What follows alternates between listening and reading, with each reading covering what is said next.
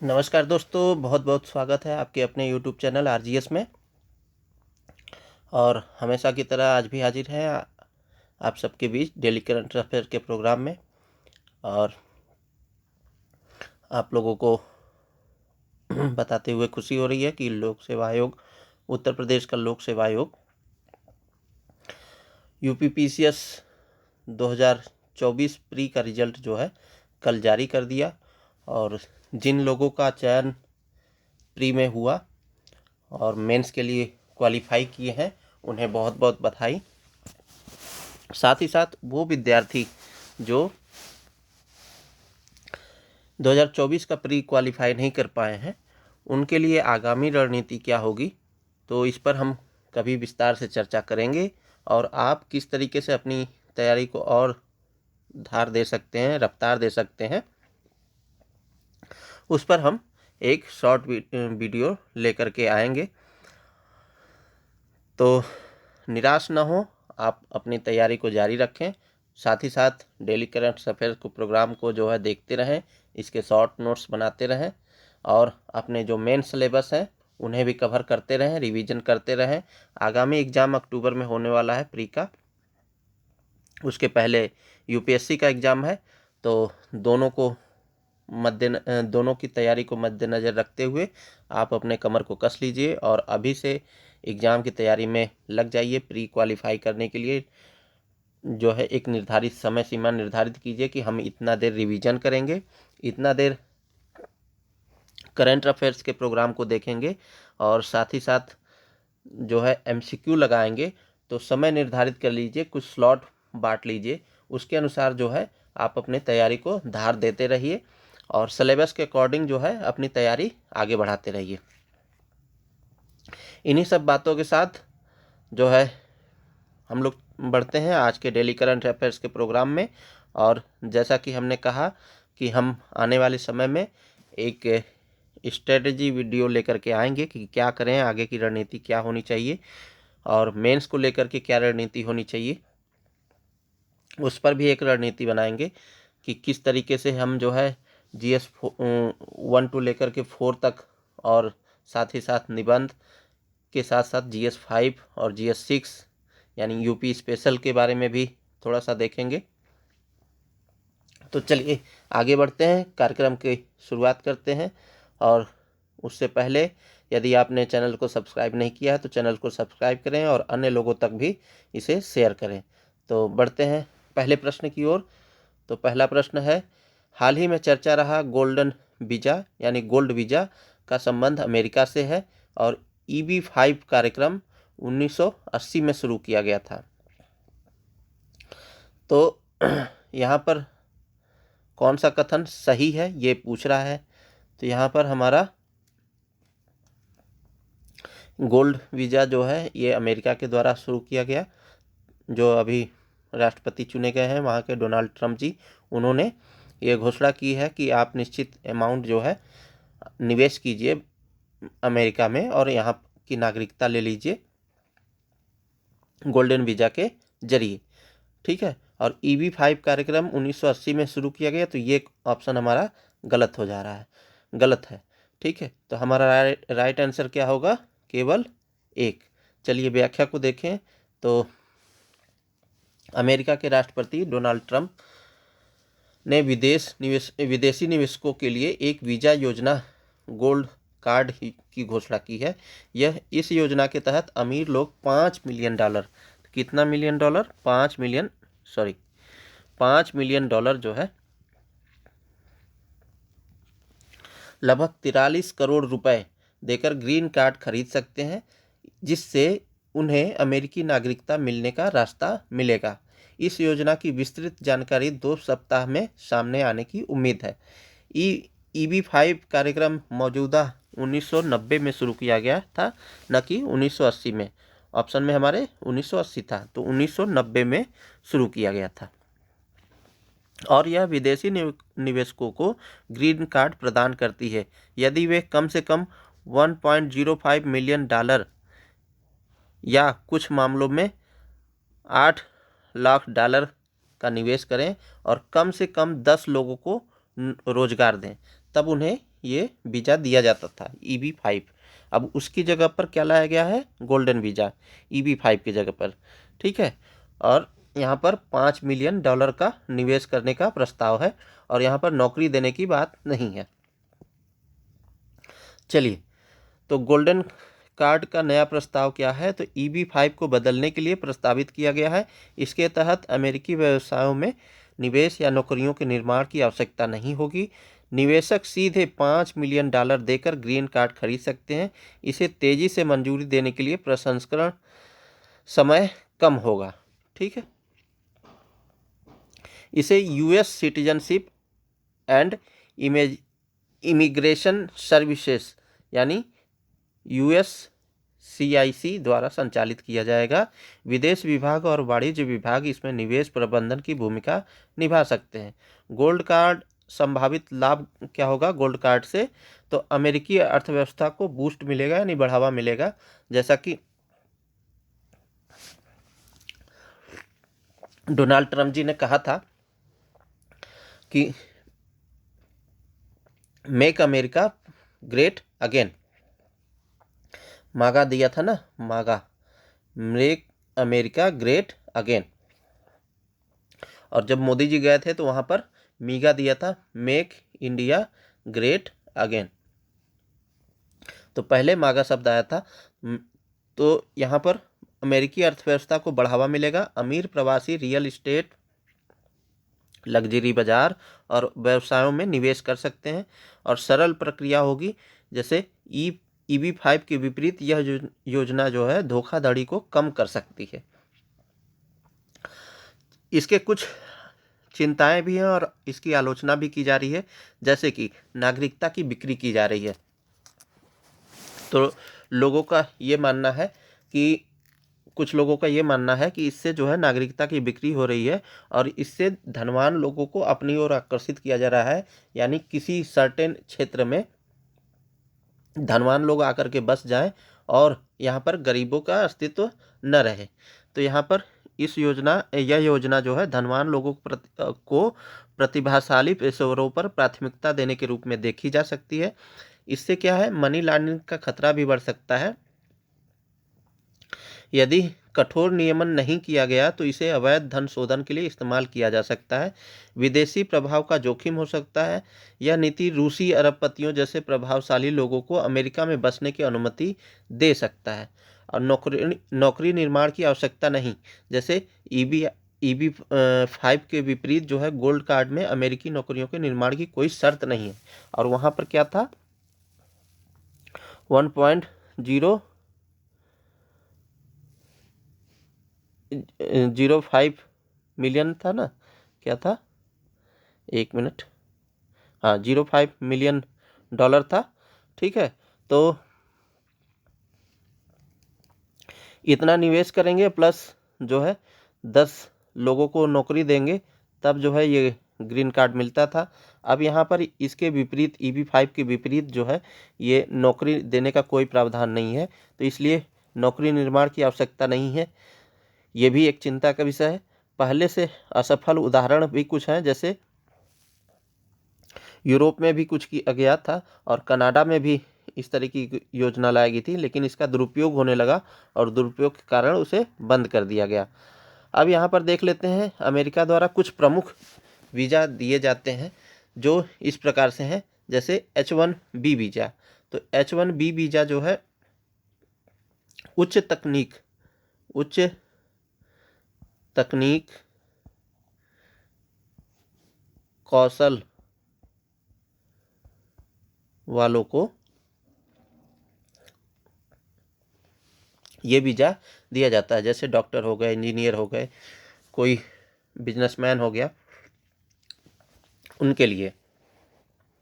अच्छा, मान लीजिए कोई बिजनेसमैन गया और वहाँ पर काम कर रहा है, या इंजीनियर गया, डॉक्टर गया, तो उनके साथ जाहिर सी बात है कि वहाँ उनके वाइफ भी जाएंगी, ठीक है। तो वो भी अपना कुछ बिजनेस करना चाहेंगी, तो उनके लिए H-4 वीज़ा, यानी ये अनस्किल्ड लोगों के लिए यानी अकुशल लोगों के लिए ये वीज़ा दिया जाता था। और कंपनियों के जरिए जो लोग जाते थे वहाँ पर, किसी कंपनी के थ्रू गए तो वहाँ पर L1 वीज़ा जो है दिया जाता है अमेरिका में। ठीक है, तो ये सब जो है वीज़ा के प्रकार हैं। चलिए अगला प्रश्न देखें। तो हाल ही में खबरों में रहा एथेना क्या है? तो लैंडर है, टेलीस्कोप है, एआई है, इनमें से कोई नहीं है। तो ये क्या है? एक टेलीस्कोप है। ठीक है, सॉरी, ये लैंडर है, टेलीस्कोप नहीं है, ये लैंडर है।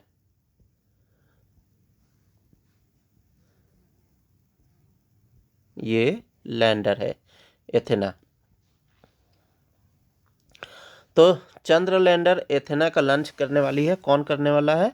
अमेरिका की निजी कंपनी है, इंस्टीट्यूट मशीन्स द्वारा विकसित किया गया है। और कौन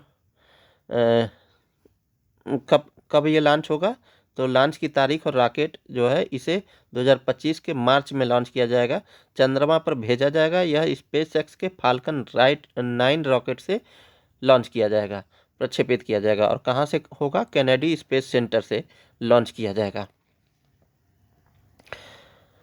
इसका लक्ष्य क्या होगा? तो इसका मुख्य उद्देश्य जो है चंद्रमा के दक्षिणी ध्रुव के पास स्थायी रूप से छायादार गड्ढों में बर्फ की खोज करना। इन गड्ढों में सूर्य की रोशनी नहीं पहुंचती है, जिससे यह क्षेत्र बहुत महत्वपूर्ण हो सकता है। यानी इससे जो है बर्फ का पता लगाएंगे तो पता चल जाएगा कि वहाँ पर पानी की मौजूदगी है या नहीं है।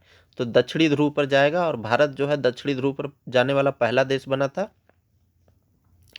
और अब तक 5 देश जो है वहाँ पर जा चुके हैं चंद्रमा पर, जैसे यूएसए हो गया, यूएसए, रशिया,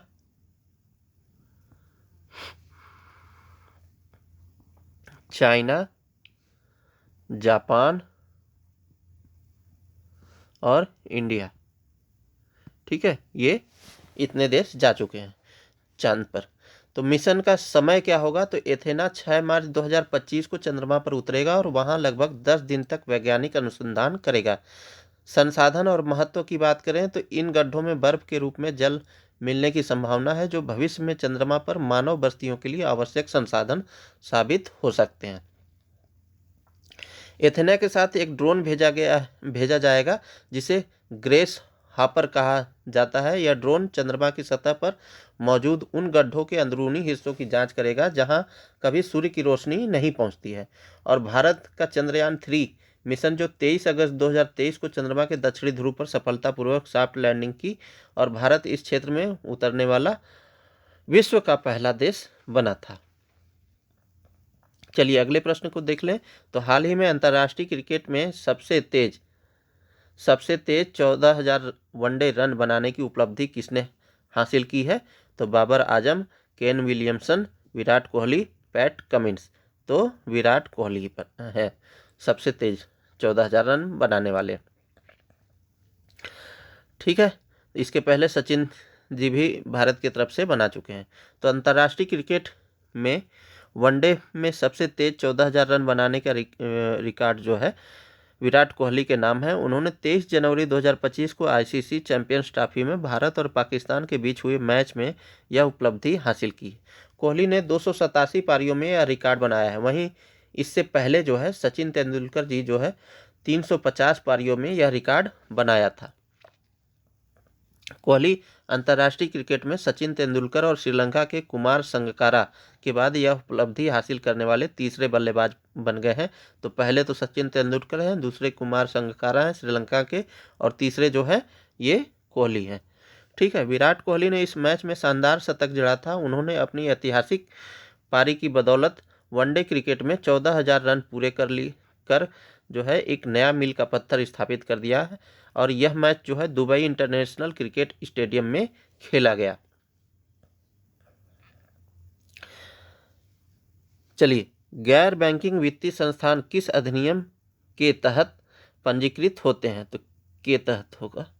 ठीक है, तो कंपनी अधिनियम 1956, कंपनी अधिनियम 1986, कंपनी अधिनियम 2013 और कंपनी अधिनियम 2019। तो ये जो है कंपनी अधिनियम 1956 के तहत पंजीकृत होते हैं। गैर बैंकिंग वित्तीय संस्थान क्या है? Non banking financing institution company, ठीक है, तो एनबीएफसी इसका नाम है। तो चलिए, गैर बैंकिंग वित्तीय कंपनी उस संस्था को कहते हैं जो कंपनी अधिनियम 1956 के अंतर्गत पंजीकृत होते हैं और जिसका मुख्य कार्य उधार देना तथा विभिन्न प्रकार के शेयरों, प्रतिभूतियों, बीमा कारोबार तथा चीट फंड से संबंधित कार्यों में निवेश करना होता है।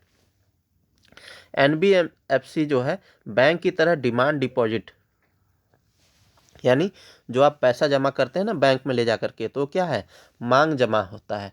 आप उसे कभी भी जो है मांग सकते हैं और उस पैसे को आप जब मांग सकते हैं तो उसी को आप जमा भी कर रहे हैं, तो इसी को बोलते हैं मांग जमा। स्वीकार नहीं कर सकती, बैंक की तरह एनबीएफसी चेक भी जारी नहीं कर सकती। तो मांग जमा स्वीकार नहीं करती और चेक भी जारी नहीं कर सकती, न ही एटीएम भी जारी कर सकती है, ठीक है। तो ये तीन चीज़ें हैं, न तो डिमांड डिपॉजिट जमा करेगी, ठीक है, और न ही चेक जारी करेगी, न ही एटीएम जारी करेगी।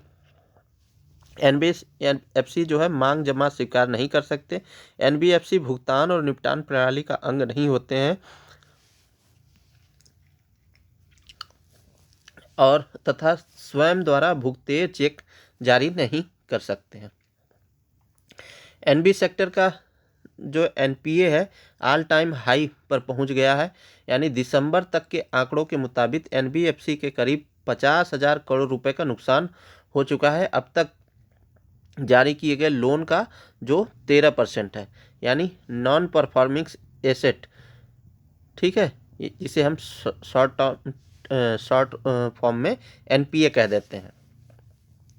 ऐसा अमाउंट जिस पर हमें जो है ब्याज मिलना था और ब्याज के साथ साथ मूलधन भी मिलना था, वो एक निश्चित सीमा से जब निश्चित सीमा तक वापस नहीं आता है किसी बैंक के पास, तो उसे क्या बोलते हैं, एनपीए बोलते हैं। अभी ये लोन डिफ़ॉल्ट क्यों बढ़ रहा है? तो आसान लोन अप्रूवल है, जैसे कई फिनटेक कंपनियां और एनबीएफसी जो है बिना ज़्यादा दस्तावेजों के तुरंत लोन दे रही थी, और जिससे लोगों की लोन लेना आसान हो गया।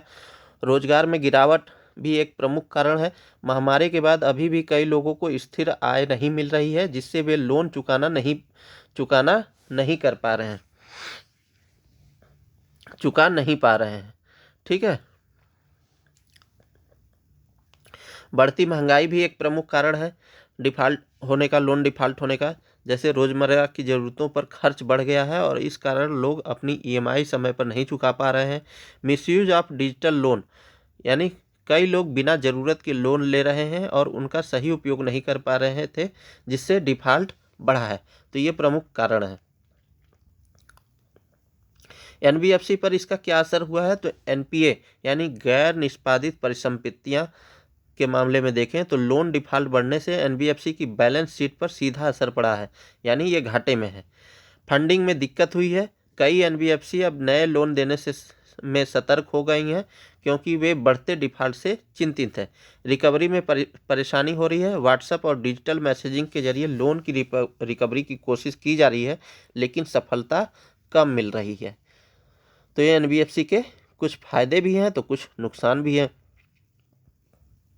ईजी वे में लोन मिल जाता है, तो यहाँ पर एनपीए भी बढ़ रहा है।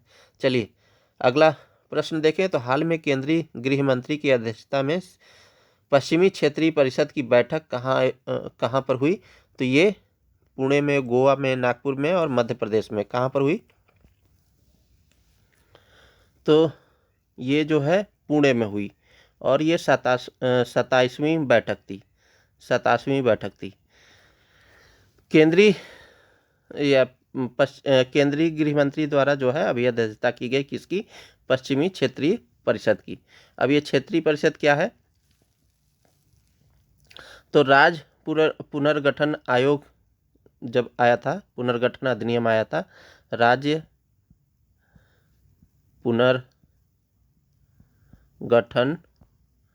अधिनियम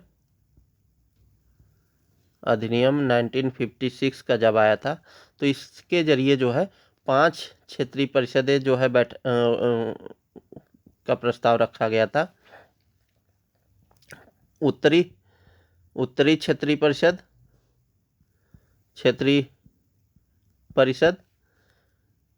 दक्षिणी क्षेत्रीय परिषद, मध्य क्षेत्रीय परिषद, पूर्वी क्षेत्रीय परिषद और पश्चिमी क्षेत्रीय परिषद।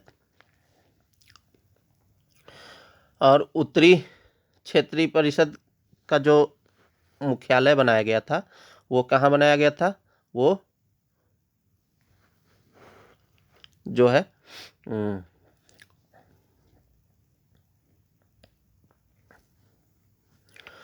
उत्तरी क्षेत्रीय परिषद का मुख्यालय जो है नई दिल्ली में है, नई दिल्ली। दक्षिणी क्षेत्रीय परिषद का चेन्नई। मध्य क्षेत्रीय परिषद का जो है प्रयागराज। पूर्वी क्षेत्रीय परिषद का जो मुख्यालय है कोलकाता। और पश्चिमी क्षेत्रीय परिषद का जो है मुंबई। ठीक है, और यहीं पर जो है 27वीं बैठक हुई और इसकी अध्यक्षता अमित शाह जी ने की, केंद्रीय गृह मंत्री जो हैं।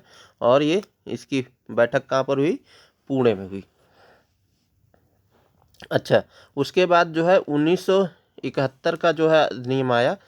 1971 का अधिनियम आया और इसके जरिए जो है पूर्वोत्तर राज्य के लिए जो है एक उत्तर क्षेत्र पूर्वी परिषद के गठन की बात की गई। इसका मुख्यालय जो है शिलांग में है। ठीक है, तो ये 5 क्षेत्रीय परिषद, ये और प्लस 1, यानी कुल क्षेत्रीय परिषद कितने हैं? 6 हैं। तो चलिए व्याख्या को देखें। तो केंद्रीय गृह मंत्री अमित शाह जी द्वारा जो है अध्यक्षता की गई पश्चिमी क्षेत्रीय परिषद की ये बैठक जो है पुणे में आयोजित की गई। देखिए, पश्चिमी क्षेत्रीय परिषद की 27वीं बैठक महाराष्ट्र के पुणे में आयोजित की गई। इस बैठक की अध्यक्षता केंद्रीय गृह मंत्री अमित शाह की अध्यक्षता में हुई। इस बैठक का उद्देश्य राज्यों के बीच आपसी विवादों का समाधान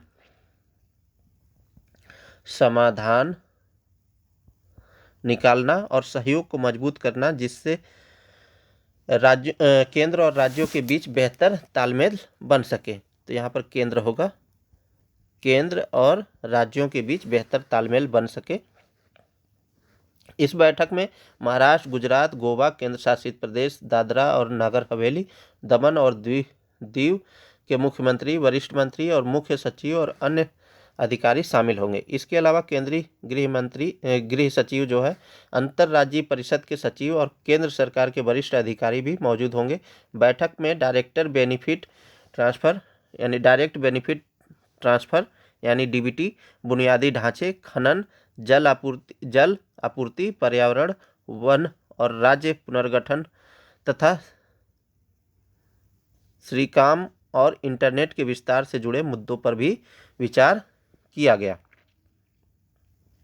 1957 में राज्यों के पुनर्गठन अधिनियम 1956 के तहत 5 क्षेत्रीय परिषदों की स्थापना की गई।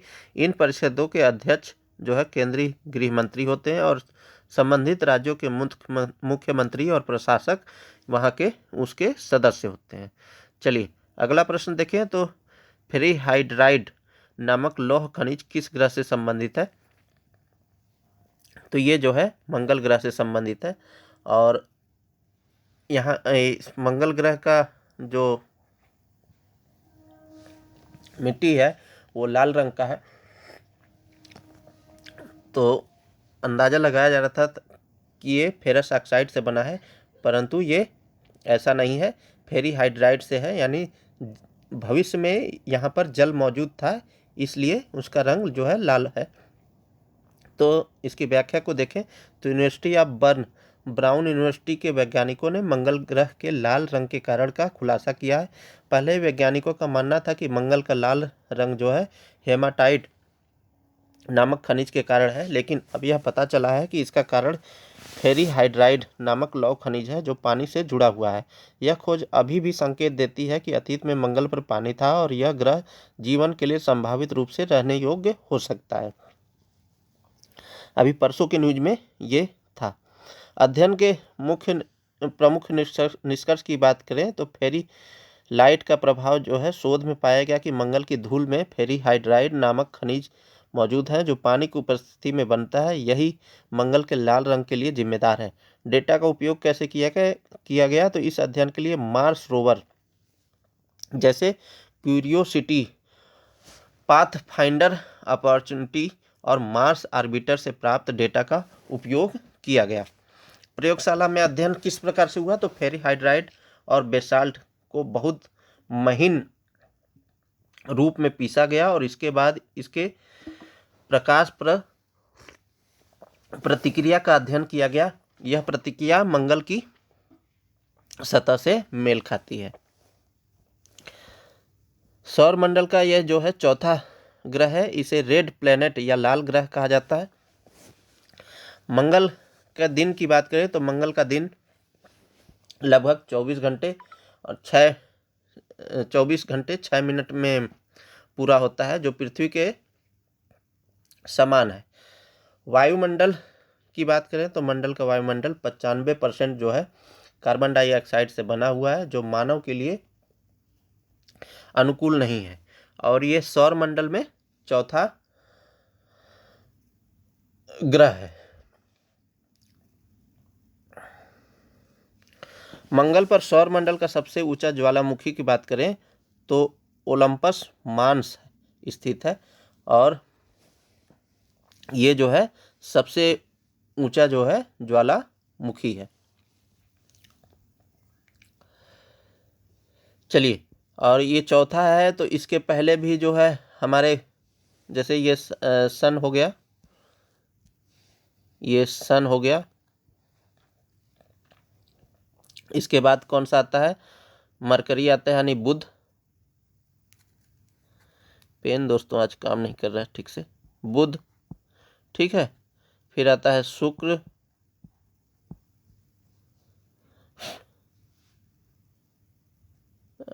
फिर आता है पृथ्वी, फिर आता है मंगल,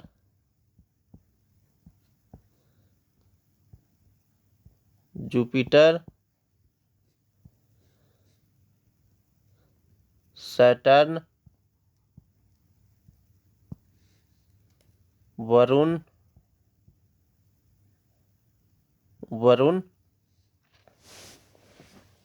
फिर नेपच्यून। तो ये जो है ये इनर प्लैनेट है, ये आउटर प्लैनेट है, ठीक है। चलिए आगे की व्याख्या को देखें, प्रश्न को देखें तो हाल ही में टाइम्स की वैश्विक विश्वविद्यालय प्रतिष्ठा रैंकिंग 2025 में शीर्ष स्थान किसे मिला है तो ऑक्सफोर्ड यूनिवर्सिटी, सिंधुआ यूनिवर्सिटी, हार्वर्ड यूनिवर्सिटी, इनमें से कोई नहीं। तो यहाँ पर जो है शीर्ष स्थान मिला है ये हार्वर्ड यूनिवर्सिटी, और ये लगातार जो है 14वीं बार जो है शीर्ष स्थान पर बना हुआ है। वहीं भारत की बात करें तो भारत की रैंकिंग, विश्वविद्यालयों की रैंकिंग जो है गिरी है। और कल हम लोगों ने नैक के बारे में देखा था, किस तरीके से ग्रेडिंग होती है। A++ जो है सबसे अच्छा होता है, उसके बाद A+ होता है, और यहाँ टाइम्स की वैश्विक विश्वविद्यालय प्रतिष्ठा रैंकिंग जारी की गई है। तो Times Higher Education World Reputation Ranking 2025 विश्व भर में प्रतिष्ठित विश्वविद्यालयों का आकलन करती है, जिसमें शैक्षणिक उत्कृष्टता और वैश्विक मान्यता को प्राथमिकता दी जाती है। इस वर्ष भी हार्वर्ड विश्वविद्यालय लगातार 14वें वर्ष शीर्ष स्थान पर बना हुआ है, जबकि ऑक्सफोर्ड विश्वविद्यालय और मैसाचुसेट्स इंस्टीट्यूट ऑफ टेक्नोलॉजी यानी MIT ने संयुक्त रूप से दूसरा स्थान प्राप्त किया है।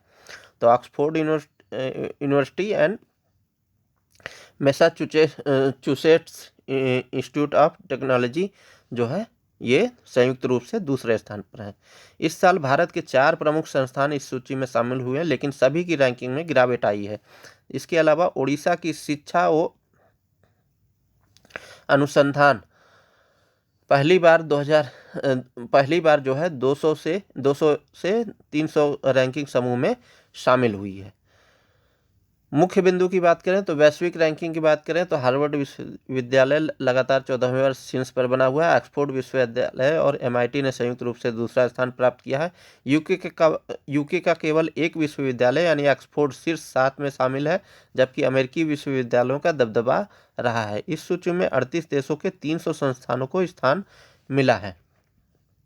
भारतीय विश्वविद्यालयों की बात करें तो भारतीय विज्ञान संस्थान IISc बेंगलुरु 2023 में 101 से 125 रैंकिंग बैंड में था, लेकिन अब 201 से 300 बैंड में आ गया है, यानी रैंकिंग गिरी है।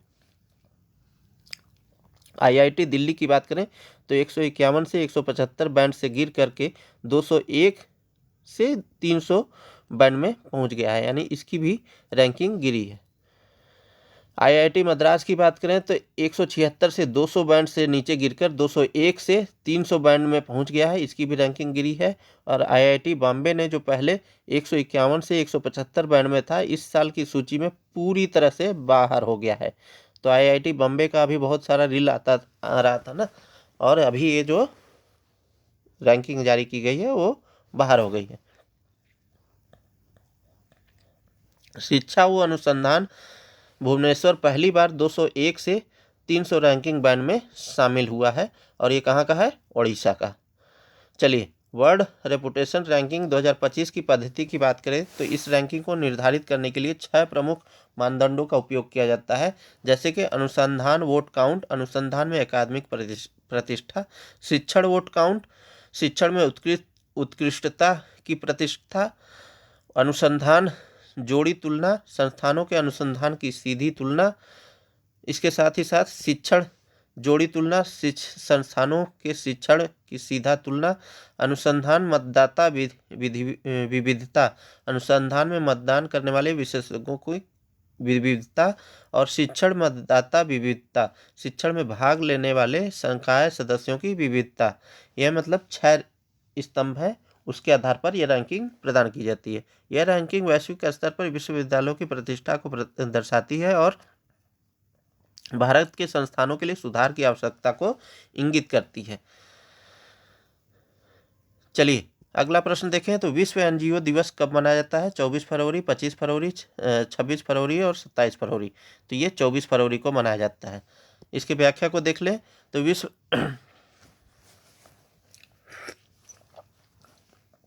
विश्व बैंक द्वारा परिभाषित किया गया है कि NGOs गैर लाभकारी संगठनों को संदर्भित करते हैं जो गरीबों के हितों को बढ़ावा देने, पर्यावरण की रक्षा करने, बुनियादी सामाजिक सेवाएं प्रदान करने तथा सामुदायिक विकास करने के लिए गतिविधियों का संचालन करते हैं। ये संगठन सरकार का हिस्सा नहीं है, यह कानूनी रूप से सरकार के विशिष्ट अधिनियम। भारत की बात करें तो भारत में सोसाइटी पंजीकरण अधिनियम 1860 के तहत पंजीकृत होते हैं। भारत में NGO शब्द संगठनों की एक विस्तृत रूपरेखा को दर्शाता है जो गैर सरकारी या अर्ध सरकारी, स्वैच्छिक या गैर स्वैच्छिक आदि हो सकते हैं। हर साल जो है 27 फरवरी को विश्व NGO दिवस मनाया जाता है। यहाँ पर मित्रों मैंने 24 फरवरी बता दिया था क्या? 24 फरवरी नहीं होगा, ये 27 फरवरी है। ठीक है, तो करेक्शन कर दीजिएगा, माफ़ी चाहते हैं। 27 फरवरी को मनाया जाता है। ठीक है, तो हर साल जो है 27 फरवरी को विश्व NGO दिवस मनाया जाता है। इस दिवस का उद्देश्य गैर सरकारी संगठनों NGO के महत्वपूर्ण योगदान को सम्मानित करने और समाज में उनकी भूमिका को उजागर करने के लिए किया जाता है। यह दिन उन संगठनों की सराहना करता है जो सामाजिक, आर्थिक और पर्यावरणीय मुद्दों को संबोधित करने में महत्वपूर्ण भूमिका निभाते हैं। साल 2014 में यह दिन यूरोपीय संघ, संयुक्त राष्ट्र और अन्य अंतर्राष्ट्रीय संगठनों द्वारा व्यापक रूप से स्वीकार किया गया था। तो एनजीओ दिवस की स्वीकृति कब मिली थी? 2014 में, जब मोदी जी प्रधानमंत्री बने थे। ठीक है। एनजीओ या गैर सरकारी संगठन उन क्षेत्रों में कार्य करते हैं जहां सरकारी या निजी क्षेत्र सीमित होते हैं, जैसे कि शिक्षा, स्वास्थ्य, मानवाधिकार और पर्यावरण संरक्षण। विश्व एनजीओ दिवस 2025 की थीम की बात करें तो सतत भविष्य के लिए जमीनी आंदोलनों को सशक्त बनाना है। तो सभी सतत भविष्य के लिए जमीनी आंदोलनों को सशक्त बनाना है, ये इस बार की थीम रही है। चलिए अगले प्रश्न की बात करें तो नासा का पंच मिशन किससे संबंधित है? तो सूर्य से संबंधित है, मंगल से संबंधित है, चंद्रमा से संबंधित है, इनमें से कोई नहीं। तो ये जो है सूर्य से संबंधित है। चलिए, और ये जो है सूर्य के जो आउटर स्पेस में, सूर्य के बाहर जो है जो कोरोना होता है उसका अध्ययन करेगा, किस तरीके से यहाँ पर तापमान चेंजेस होते हैं और इतना अधिक तापमान कैसे होता है वो देखेगा यहाँ पर। ठीक है। तो नासा का पंच मिशन 28 फरवरी 2025 को लॉन्च होगा। मिशन का उद्देश्य की बात करें तो पंच मिशन सूर्य के बाहरी वायुमंडल, कोरोना और सौर हवा का अध्ययन करने के लिए डिजाइन किया गया है। इसका मुख्य उद्देश्य सूर्य, सौर हवा और पृथ्वी को एक जुड़ी हुई प्रणाली के रूप में समझना है। भारत ने भी अपना आदित्य L1 मिशन भेजा था सूर्य के अध्ययन के लिए। कब भेजा था आप कमेंट बॉक्स में बताइएगा। मिशन में 4 छोटे सैटेलाइट शामिल हैं जो सूर्य के चारों ओर घूमते हुए उसकी विस्तृत तस्वीरें भेजेंगे और तूफानों की उत्पत्ति और उसके प्रभावों को समझने में मदद करेंगे। सूर्य के चारों ओर उपस्थित इनका वायुमंडल, जिसे कोरोना कहते हैं, का तापमान जो है इसकी सतह से बहुत अधिक होता है और सूर्य के वायुमंडल का तापमान बढ़कर लगभग अधिकतम 10 लाख डिग्री सेंटीग्रेड तक हो जाता है। यानी जो केंद्र है सूर्य का, उसका तापमान तो कम होता है, जो आउटर लेयर है कोरोना का तापमान लगभग 10 लाख डिग्री सेंटीग्रेड तक सेल्सियस तक पहुंच जाता है, जिसका अध्ययन करने के लिए नासा का पंच मिशन लॉन्च किया गया है। अगला प्रश्न देख लें तो हाल ही में किस राज्य में स्कूली बच्चों को दुर्घटना बीमा प्रदान करने के लिए शिक्षा संजीवनी बीमा योजना, बीमा नहीं होगा, बीमा योजना शुरू की गई है? तो स्कूली बच्चों के दुर्घटना के लिए तो मध्य प्रदेश, उत्तर प्रदेश, बिहार, राजस्थान। तो ये राइट आंसर हमारा हो जाएगा राजस्थान। तो राजस्थान के बच्चों के लिए जो है स्कूली बच्चों जब भी स्कूल आते जाते हैं या स्कूल में जब पढ़ते हैं और उस समय दुर्घटना कोई होती है तो वहाँ पर शिक्षा संजीवनी बीमा योजना शुरू की गई है उनके हित के लिए। तो योजना की बात करें तो शिक्षा संजीवनी बीमा योजना लाभ किसे होगा? तो सरकारी स्कूल के बच्चों और उनके अभिभावकों को दुर्घटना बीमा कवर राशि जो है 1 लाख बच्चों के लिए और 1.35 लाख अभिभावकों के लिए निर्धारित की गई है। शुभारंभ की बात करें तो 26 फरवरी 2025 को मदन दिलावर ने किया है और विस्तार की बात करें तो उदयपुर से पूरे राज्य में ये विस्तारित होगा। वंडर सीमेंट प्रीमियम भुगतान करेगी और ज्यूरिक कोटक बीमा प्रदाता है। तो कौन बीमा प्रदाता है? ज्यूरिक कोटक।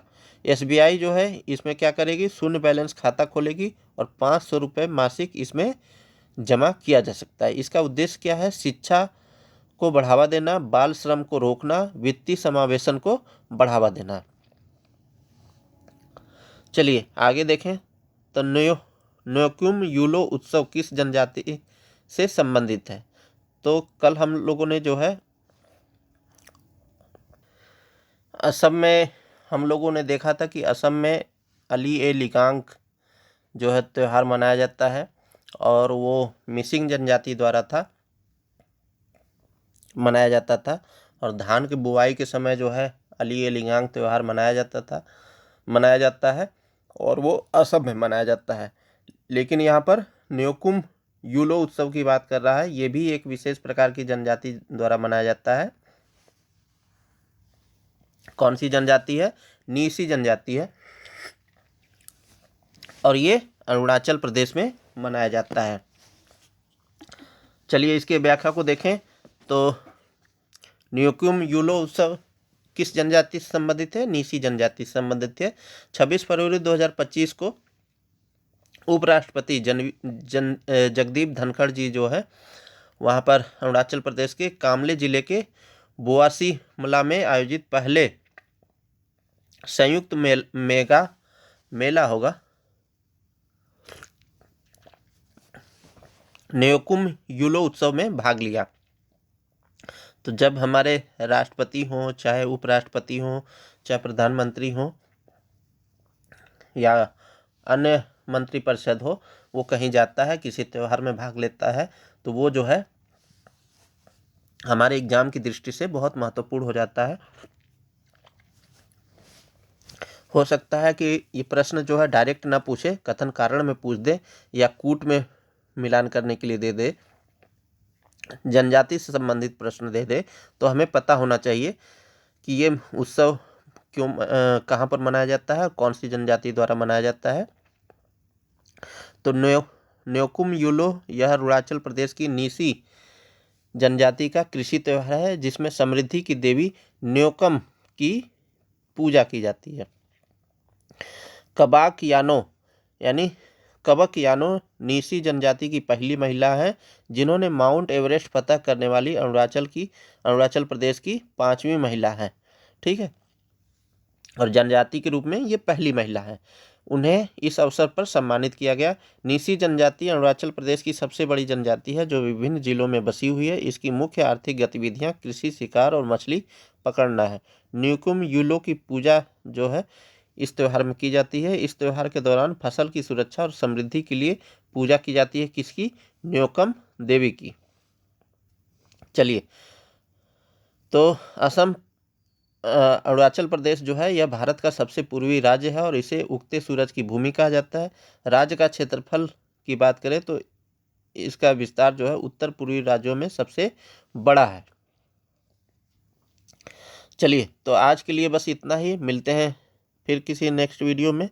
और हाँ, जैसा कि आप लोगों को शुरुआत में ही हमने बताया था कि 2024 की जो प्री का रिजल्ट आया है, बहुत से लोग मेंस की तैयारी में लग गए होंगे और उम्मीद करते हैं कि आने वाले समय में ये करंट अफेयर्स आपके उत्तर लेखन में मदद करेगा। साथ ही साथ जो आगामी परीक्षा होने वाली है यूपीएससी और यूपीपीसीएस और अन्य स्टेट पीसीएस के लिए ये करंट अफेयर्स का प्रोग्राम उतना ही महत्वपूर्ण है जितना कि हमें किसी भी भवन को तैयार करने के लिए साजो सामान की आवश्यकता होती है। घर को तैयार करने के लिए साजो सामान की आवश्यकता होती है। यानी न्यू तो हम अपने सिलेबस से तैयार करते हैं, लेकिन जब हम उत्तर लेखन का कार्य करते हैं तो जो करंट के मुद्दे होते हैं, जब हम उसको बीच बीच में कोटेशन के रूप में उपयोग करते हैं, उसकी प्रामाणिकता जो है, उत्तर की प्रामाणिकता हम अपने आंसर राइटिंग में करंट अफेयर्स के माध्यम से करते हैं। तो ये जो है लगता है कि हाँ, आंसर जो है वर्तमान परिदृश्य में लिखा गया है। और एग्जाम की यही डिमांड भी होती है कि आप जो है बैकग्राउंड में सारी चीज़ों को जानते रहें और प्रेजेंट में क्या चल रहा है, कौन सा सिनेरियो चल रहा है, उसे भी आप जानते हुए आप उत्तर लेखन करें। तभी जो है आपको भरपूर मार्क्स मिल सकते हैं और आपका सिलेक्शन सुनिश्चित हो सकता है। न ही सिर्फ यूपीएससी, यूपीपीसीएस, अन्य स्टेट पीसीएस जैसे एमपी, राजस्थान और छत्तीसगढ़, पंजाब, हरियाणा, इन सबके लिए, झारखंड आदि के लिए समान रूप से उपयोगी है। जितने भी हिंदी बेल्ट के छात्र छात्राएं हैं वो इस चैनल से जुड़े और अपनी तैयारी को मजबूत आधार दें। इन्हीं सब बातों के साथ मिलते हैं फिर नेक्स्ट वीडियो में। हाँ, यूपीपीसीएस का मेंस बैच जो है इसी चैनल पर शुरू होने वाला है और उत्तर लेखन की तैयारी जो है कराई जाएगी। पेपर, खास तौर से पेपर 5 और पेपर 6, निबंध लेखन इत्यादि। तो मिलते हैं नेक्स्ट वीडियो में। तब तक के लिए नमस्कार और बहुत बहुत धन्यवाद।